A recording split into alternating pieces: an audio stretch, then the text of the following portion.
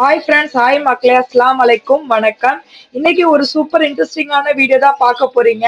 So video skip பண்ணாம ஃபுல்லா பாருங்க, அப்பதான் இன்னைக்கு இன்ட்ரெஸ்டிங்கான விஷயம் என்னன்னு புரியும். வாங்க இப்போ வீடியோக்குள்ள போகலாம். பாருங்க மக்களே, தோசை போட்டு காஞ்சிக்கிட்டு இருக்கு. நான் ரேயான் குட்டி எந்திரிக்கலை. இது வந்து மீதி இருக்கிற சாம்பார் சுட வச்சிட்டு இருக்கேன். ஸோ கடைக்குட்டி சிங்கம் சாப்பிட்டாப்லே. இது வந்து மீன் குழம்பு, நேற்று ஈவினிங் வச்ச மீன் குழம்பு. ஸோ இது வந்து மீன் பொழிச்சல் நேற்று வச்சது. இதுதான் மக்களே தற்போதைய நிலைமை. காலையில் எழுந்து டுடே vlog இதான் மக்களே, ஸ்டார்டிங் த டே. ஓகேவா? இது வந்து இன்றைக்கி சிக்கன் பிரியாணிக்கு சிக்கன் எடுத்து வச்சுருக்கேன். ஸோ இன்றைக்கி சிக்கன் பிரியாணி தான் நம்மளுடைய ஸ்பெஷல் vlog. இன்றைக்கி டுடே சிக்கன் பிரியாணி vlog. பாருங்கள், சாம்பார் எடுத்து வச்சாச்சு.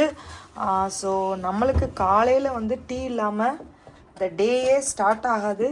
ஸோ டீ போட போகிற மக்களே. பாருங்கள் மக்களே, ராய்த்தாக்கு வெங்காயம் தயிர் போட்டேன், உப்பு போட்டுட்டேன், மல்லிச்செடி கொஞ்சம் போட்டிருக்கேன். இதில் என்னோட ஒரு ஸ்பெஷல் ரெசிபி நான் ஏற்கனவே லைவில் சொல்லியிருக்கேன். லைட்டாக வந்து லெமன் போட்டுட்டு நம்ம சீரகப்பொடி இருக்கு இல்லையா, சீரகப்பொடியை இதில் வந்து போட்டுக்கணும். இது எனக்கே ஒருத்தவங்க சொல்லி கொடுத்தாங்க.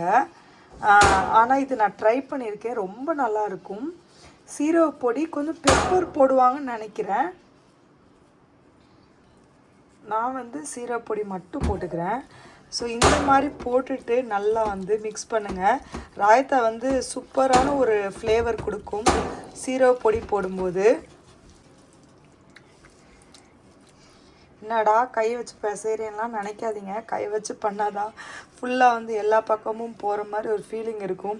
ஸ்பூனை வச்சு பண்ணால் அந்த ஃபீலிங் வராது. ஸோ எஸ் மக்களே, சைட் பை சைடில் வந்து வேலை வந்துடுச்சு. இது ரேயானுக்கு தோசை போட்டு கொடுத்தாச்சு. ஸோ ராய்த்தா பண்ணி வச்சுட்டேன். இது வந்து பிரியாணிக்கு எடுத்து வச்சுருக்கேன் ஆனியனு. ஸோ டீ போட்டு குடிக்கிறதுக்கு நேராகிட்டு மக்களே. மணி பாருங்கள், 12 மணி ஆகுது. இப்போ தான் இன்னும் டீ குடிக்கலை. நான் டீ குடிச்சிட்டு ப்ரேயர் பண்ணிவிட்டு லைவ் போடுற டைம் வந்துருச்சு. ஸோ எஸ் மக்களே, பார்த்தீங்களா, லைவில் வந்து கமெண்ட் போடுறவங்களுக்கெல்லாம் வந்து தேவையில்லாமல் கமெண்ட் போடுறவங்களாம் வந்து வேலை இல்லாமல் இருப்பாங்க. நம்ம எவ்வளோ பிஸி டைட்டு ஷெட்யூலில் தான் வந்து எல்லாம் பண்ணுறோம் மக்களே. அடுத்தடுத்து வேலை ரெடியாக இருக்கும் நம்மளுக்கு. பாருங்கள் மக்களே, சூப்பரான இஞ்சி, பட்டை, ஏலக்காய், கிராம்பு நான் எப்போயும் அரைச்சி வச்சுருப்பேன். அதை ஒரு பிஞ்சு போட்டாலே போதும். அது சேர்ந்ததான் மக்களே மசாலா டீன்னு சொல்கிறது. ஸோ நல்லா இஞ்சி போட்டேன் இன்றைக்கி, ஏன்னா சரியான தொண்டை வலி. சூப்பராக இஞ்சி போட்டு எனக்கும் பாப்பாக்கும் டீ. பாருங்கள், இந்த மாதிரி நாட்டு சர்க்கரை இருக்குல்ல, நேச்சுரல் ஜாக்ரி பவுடர், இதுதான் மக்களை இந்தியாவிலேருந்து வர்றது. நான் இதுதான் எனக்கு யூஸ் பண்ணுவேன். ஸோ இதை வந்து ஒரு ஸ்பூன் போட்டுட்டு இப்போ வந்து இந்த மாதிரி பட்டர் வந்து இந்த மாதிரி திக்காக தான் இருக்கும். நம்ம வேணால் மெல்ட் பண்ணிக்கலாம். ஸோ அதை இப்படி கொஞ்சம் இவ்வளோ தான் போடுவேன், ரொம்பலாம் போட மாட்டேன். அவ்வளோதான் மக்களே. இது அப்படியே ஒரு நிமிஷத்தில் சூடான டீ தானே, அது அப்படியே அந்த பட்டர் வந்து கரைஞ்சிடும். ஸோ இப்படி தான் நான் வந்து பட்டர் டீன்னு குடிக்கிறது. என்னமோ பட்டர்னால் பட்டர் அள்ளி கொட்ட தேவையில்லை. ஆமாம் மக்களே, பிரியாணிக்கு வந்து இன்றைக்கி வந்து ஹோல் சிக்கன் ஒன்று எடுத்திருக்கேன். இது வந்து 1 கிலோ. கொழுப்பெல்லாம் நீக்கிட்டால் 200, 1 கிலோ கொழுப்பெல்லாம் நீக்கிட்டால் 1 கிலோ தான் இருக்கும். அது போக கொஞ்சம் போன்லெஸ் சிக்கன் எடுத்துக்கிறேன். ஸோ சிக்கன் வந்து எவ்வளோக்கு எவ்வளோ அதிகமாக போடுறோமோ அவ்வளோக்கு எவ்வளோ வந்து பிரியாணி சூப்பராக இருக்கும். ஸோ நான் வந்து இன்றைக்கி 1 கிலோ சிக்கன்னா 1 கிலோ அரிசி போடணும்னு சொல்லுவாங்க. நான் வந்து கிலோலாம் பார்க்க மாட்டேன், அரிசியோட அளவுலாம் கப்பு தான் பார்ப்பேன். ஸோ ஒரு 5 கப்பு போட்டால் கரெக்டாக வரும்னு நினைக்கிறேன்.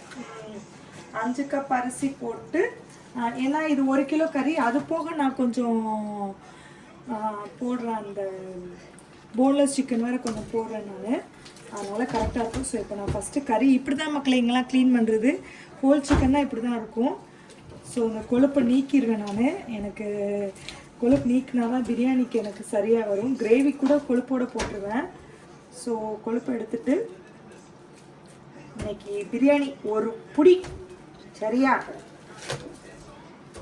ஃபுல்லாக பாருங்கள் வீடியோவை. உங்களுக்கும் பிரியாணி இது வரைக்கும் நான் லைவ் தான் போட்டிருக்கேன், இந்த மாதிரி வீடியோ போட்டதில்லை. போட்டிருக்கேன், முன்னாடி போட்டிருக்கேன், செகண்ட் இன்னிங்ஸில் போட்டதில்லை.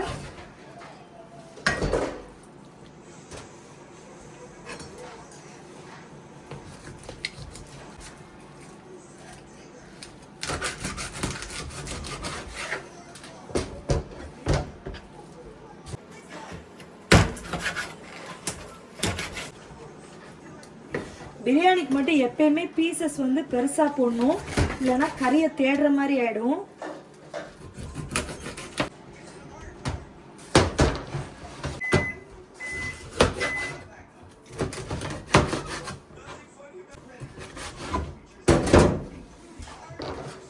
பாருங்க மக்களே, சூப்பராக நறுக்கிறேனா, கட கட கட கட நறுக்கிறேன் மக்களே. அப்படி ஜெட்டு வேகத்தில் தான் வேலை நடக்கும். இது பத்தாதுன்னு இன்னும் கொஞ்சம் வந்து நான் இந்த மாதிரி போன்லெஸ் சிக்கன், ப்ரெஸ் சிக்கன் இருக்குது, அது கொஞ்சம் எடுத்துக்கிறேன். கறி வந்து நான் எதுவுமே அளந்துலாம் போடுறதில்ல மக்களே, எனக்கு தோணும் இந்த அளவு போட்டால் கரெக்டாக இருக்கும்னு.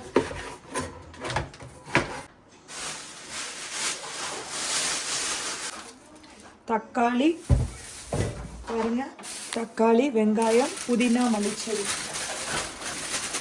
இன்னைக்கு நம்ம வீட்டில் வந்து அவசரம் பிரியாணி தான்.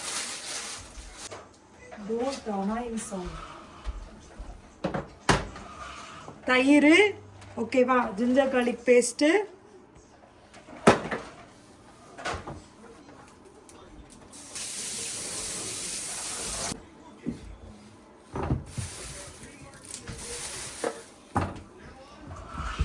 ஸோ வாங்க இப்போ நம்ம எப்படி பண்ணுறதுன்னு பார்த்துடலாம். வெங்காயம் மட்டும் நறுக்கிக்கிட்டு நம்ம வந்து பிரியாணி பண்ண ஆரம்பிச்சிடலாம்.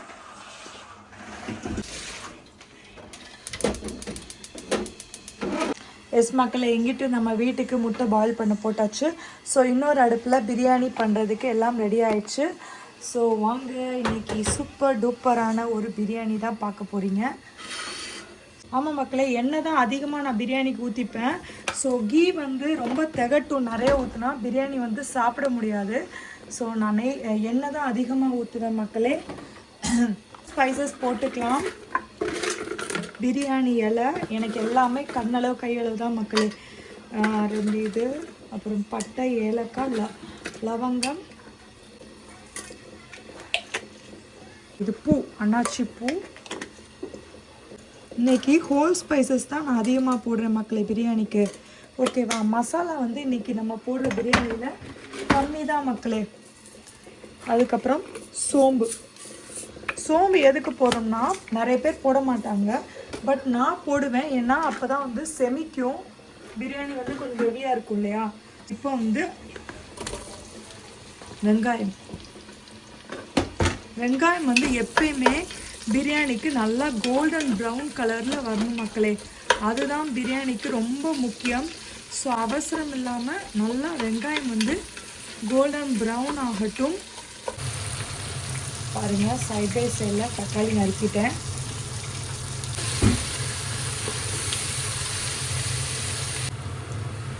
பாருங்கள் வெங்காயம் எப்படி கோல்டன் ப்ரௌன் ஆகிட்டுருக்கா. ஸோ போதும், இன்னும் ப்ரௌன் ஆகலாம், பட் எனக்கு டைம் இல்லை இன்றைக்கி. ஸோ இன்னும் கொஞ்சம் கோல்டன் ப்ரௌன் ஆனாலும் நல்லா தான் இருக்கும். ஸோ இப்போ நான் வந்து இதில் ஜிஞ்சர் கார்லிக் பேஸ்ட் இருக்கு இல்லையா, ஜிஞ்சர் கார்லிக் பேஸ்ட்டை இந்த மாதிரி 4 கை அளவுக்கு 1 2 3 தடவை எடுத்துக்கிறேன். ஏன்னா 4 தடவை எடுக்கலாம், ஆனால் வந்து குட்டி பசங்களாம் சாப்பிட்றாங்க, ரொம்ப ஸ்பைஸு உரைக்கும். அதனால் நான் 3 மட்டும் எடுத்துக்கிறேன் இன்றைக்கி.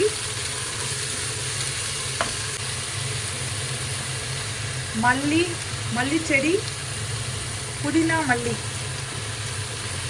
என்கிட்ட வந்து ஃப்ரெஷ் இல்லை. நீ இந்தியாவிலலாம் இருந்தீங்கன்னா நல்லா நிறையா இப்படி கை அளவு வந்து ஒரு 3 தடவை எடுத்து போடலாம். ஸோ என்கிட்ட ஃப்ரெஷ் இல்லை, ட்ரை தான் இருக்குது. ஸோ இருக்கிறத வச்சு செய்கிறேன் நான் இன்னைக்கு.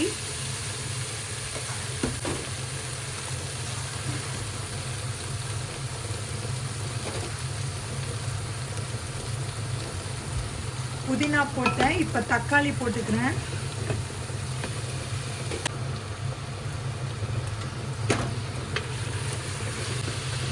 தக்காளி போட்டேன். இப்போ பாருங்கள் மல்லிச்செடி.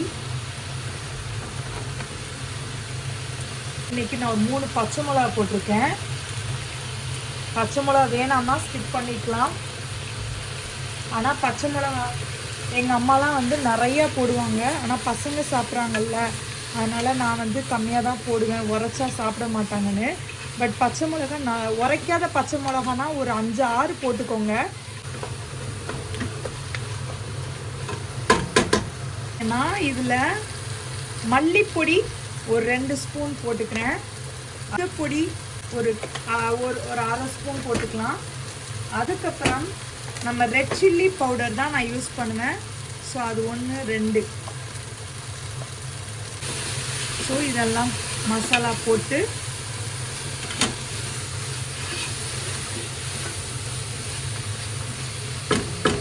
மிக்ஸ் பண்ணிட்டேன். இப்போ இதில் வந்து நம்ம சிக்கன், தயிர், சிக்கன் முடிஞ்ச அளவுக்கு தண்ணியை ட்ரிப் பண்ணி போடுறேன்.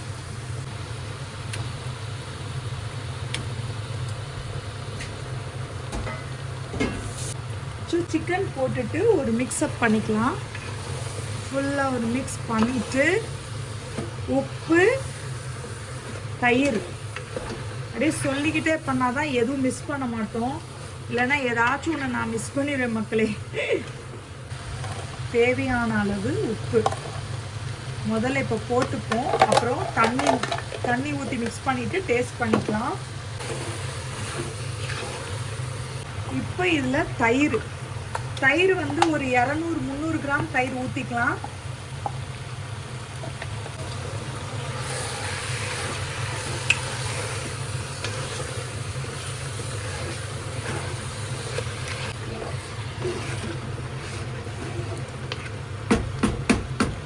அதுக்கு டேஸ்ட் பண்ணி பார்த்துக்கணும், அப்பப்போ டேஸ்ட் பண்ணி பார்த்துக்கணும். இப்போ வந்து வீட்டில் அரைச்சி வச்சுருக்க பட்டை, ஏலக்காய், கிராம்பு அதோட மசாலா வந்து 1 ஸ்பூன் போட்டுக்கிறேன்.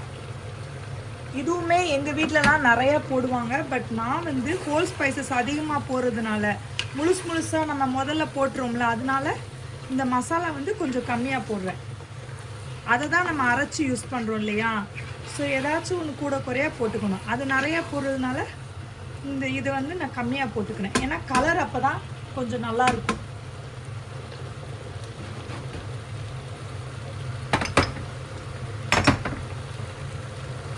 இதை நம்ம மசாலா டேஸ்ட் பண்ணும்போதே பிரியாணியோட டேஸ்ட் நம்மளுக்கு தெரிஞ்சிடும் மக்களே. சூப்பராக இருக்கும். இந்த இடத்துல நம்ம இந்த மசாலா டேஸ்ட்டு தான் நம்ம பிரியாணியோடைய டேஸ்ட் இன்னைக்கு வரும்.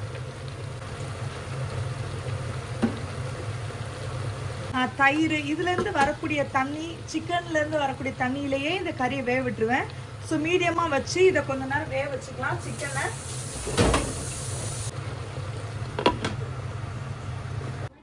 பாருங்கள் மக்களே, நல்லா கிளறி விட்டேன். நல்லாவே ஓரளவுக்கு சிக்கன் வெந்துருச்சு. இப்போ வந்து இதில் நம்ம பிரியாணிக்கு வேணுங்கிற அளவுக்கு நான் வந்து இன்றைக்கி இங்கே பாருங்கள் அரிசி இந்த கப்பில் 5 கப் எடுத்திருக்கேன்.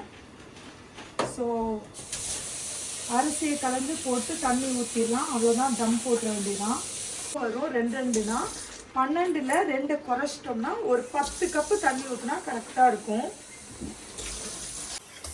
4 5 6 7 8 9 10. இப்போ தண்ணி ஊற்றியாச்சு. ஊற்றிட்டு நம்ம வந்து உப்பு செக் பண்ணிக்கலாம்.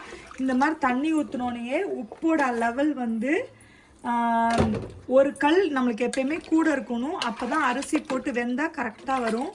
ஸோ உப்பு வந்து இப்போ நான் டேஸ்ட் பண்ணிக்கிறேன். உப்பு வந்து இன்னும் கொஞ்சம் போடலாம்.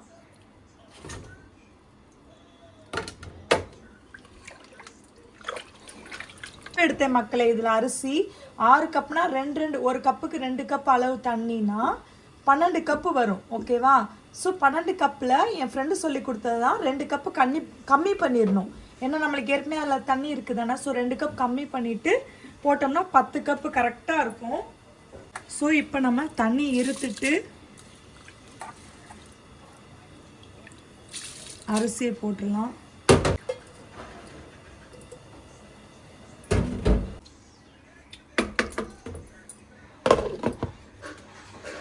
அவ்வளோதான், நல்லா கொதிச்சு வரட்டும் மக்களே. சூப்பராக தம் போட்டு ரெடி ஆகிடும். பாருங்க மக்களே, அடுப்பை வந்து சிம்மில் நல்லா ஃபுல்லாகவே வச்சுருக்கேன். ஃபுல்லாக வச்சுட்டு இந்த மாதிரி கல் வச்சு மேலே வச்சிட்டோம்னா அடி பிடிக்காது. நல்லா தம் ஆகிட்டுருக்கு பிரியாணி. சூப்பராக ரெடி ஆயிடும். நான் இப்போ காமிக்கிறேன். ஸோ இங்கே பாருங்கள், முட்டை பாயில் பண்ணிட்டேன். ஸோ பிரியாணி நல்லா வந்து உதிரி உதிரியாக ரெடி ஆகிடும். பிடிக்கவும் செய்யாது. பிரியாணி ஓப்பன் பண்ணி பார்த்துடலாமா? பாருங்க, நல்லா தண்ணி வற்றி நம்ம பிரியாணி அப்படியே அடுப்புலேயே இருக்கட்டும். லைட்டாக தண்ணி வந்து இந்த லைட்டாக நம்மளுக்கு அப்படியே இன்னும் கொஞ்சம் தம்மில் இருக்கட்டும். பாத்தீங்களா மக்களே, சூப்பரா பிரியாணி, தம் பிரியாணி ரெடி ஆயிடுச்சு. தலன்னு சொல்லிட்டு போயாச்சு பார்ட்டி. இன்னைக்கு தேங்க்ஸ் கிவிங் பார்ட்டி தான் இன்னைக்கு. கிட்ஸ் வந்து டான்ஸ்ல நல்லபடியா முடிச்சதுக்காண்டி பொங்கல் ஃபெஸ்டிவலுக்கு. ஸோ கண்டிப்பா என் வீடியோ ஃபுல்லா பார்த்துருப்பீங்க. உங்களுக்கு பிடிச்சிருக்கும்னு நினைக்கிறேன். பிடிச்சிருந்தா மறக்காம லைக் பண்ணிக்கோங்க. உங்க ஃப்ரெண்ட்ஸ், ஃபேமிலிஸ் அண்ட் ரிலேட்டிவ்ஸ் எல்லாத்துக்குமே நம்ம வீடியோஸை ஷேர் பண்ணுங்க. இந்த மாதிரி இன்ட்ரெஸ்டிங்கான vlogs பார்க்கறதுக்கு தஸ்னீம் vlogs என் சேனலை சப்ஸ்கிரைப் பண்ணி வச்சுக்கோங்க. பெல் பட்டனை அப்படியே டச் பண்ணி வச்சுக்கோங்க. அப்பதான் நம்ம எப்போ வீடியோஸ் போட்டாலும் கரெக்டா நோட்டிபிகேஷன் வரும். மறக்காம உங்க வேல்யூபிள் கமெண்ட்ல சொல்லுங்க. நெக்ஸ்ட் ஒரு இன்ட்ரெஸ்டிங்கான வீடியோஸ்ல பார்க்கலாம். அது வரைக்கும் பாய் ஃப்ரம் தஸ்னீம்.